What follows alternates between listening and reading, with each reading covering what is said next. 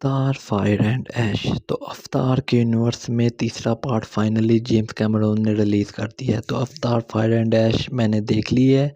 तो मैं इसका मूवी का रिव्यू करने वाला हूँ और इसलिए मेरी इस वीडियो को लाजमी एंड तक देख के मेरे चैनल को सब्सक्राइब करें, मेरी वीडियो को लाइक करें, साथ में शेयर भी कर दें।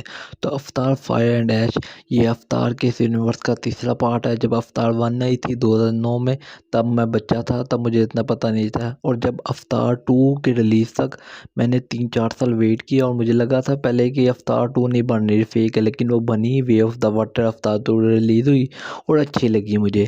लेकिन अब ये तीसरा पार्ट उसके सेकंड पार्ट के 3 साल बाद आया है। ये तीसरे पार्ट का रन टाइम 3 घंटे से ऊपर का है और ये आपका काफ़ी ज़्यादा टाइम लेती है। मैंने 3D में इसे एक्सपीरियंस किया सिनेमा में, वो भी फ़र्स्ट टाइम रात के 9 बजे का शो अपने घर से 15 किलोमीटर दूर, यानी कि 30-40 मिनट का रास्ते दूर, धुंध में, सर्दी में मैंने जाके एम्पोरियम में जो यूनिवर्सल सिनेमा है वहाँ जाके अवतार का तीसरा पार्ट फायर एंड ऐश देखा। तो मेरा ये 3D एक्सपीरियंस कैसा लगा, कैसा रहा, वो मैं आपसे शेयर करूँगा और इसका स्पॉइलर फ्री रिव्यू मैं आपको दूंगा। तो अवतार का सेकंड पार्ट जहाँ पे ख़त्म होता है, जो जेक सली है और नाइत्री है, इनका जो बड़ा बेटा होता है वो मर जाता है। अब इसका जो छोटा बेटा, इसका एक जो स्पाइडर है, जो इसका अपना बेटा नहीं है, वो कर्नल का बेटा है।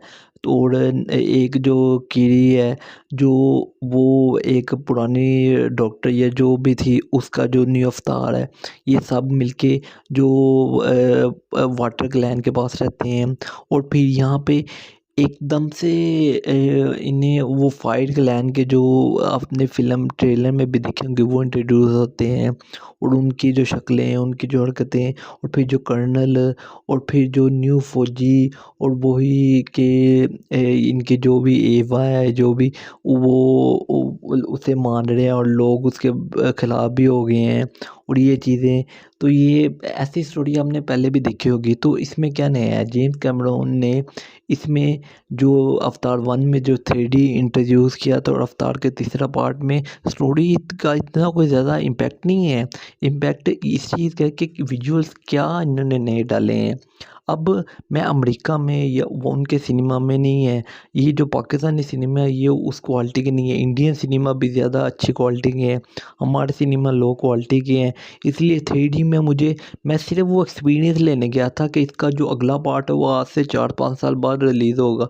तो अवतार 3 मैं लाजमी सिनेमा में देखने जाऊँ। जो मुझे उर्दू डब का शो रात का मिला है, वरना दिन में इंग्लिश शो थे, 3D में भी और 2D में भी। तो मैंने उर्दू 3D के शो को चुना रात के 9 बजे। तो इसका जो एक्सपीरियंस है, अब मुझे नहीं पता।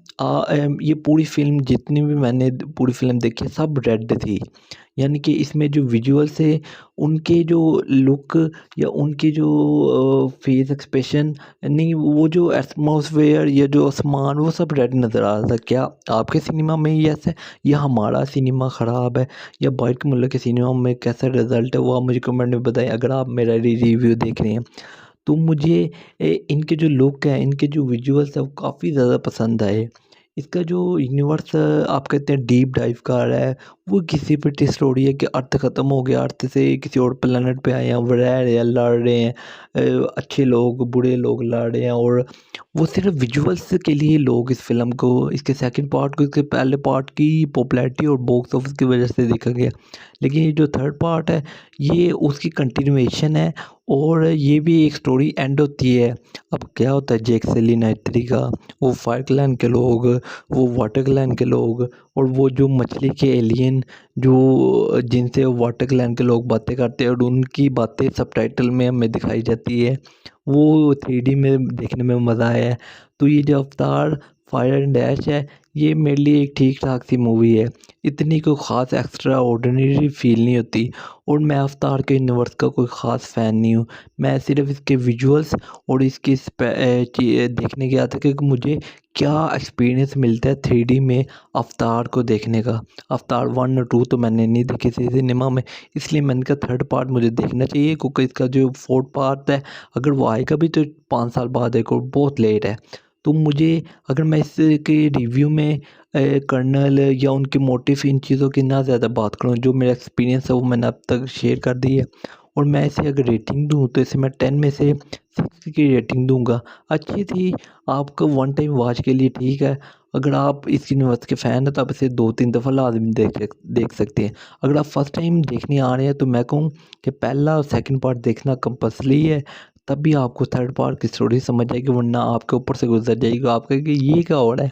ये स्टार्ट होते साथ ही ये क्या हो रहा है? और फ़िल्म एंड भी हो जाएगी तो आपको पता नहीं चलेगा कि अवतार के यूनिवर्स में क्या हुआ और इसका चौथा पार्ट बनेगा और पाँचवा पार्ट बनेगा ही नहीं बनेगा।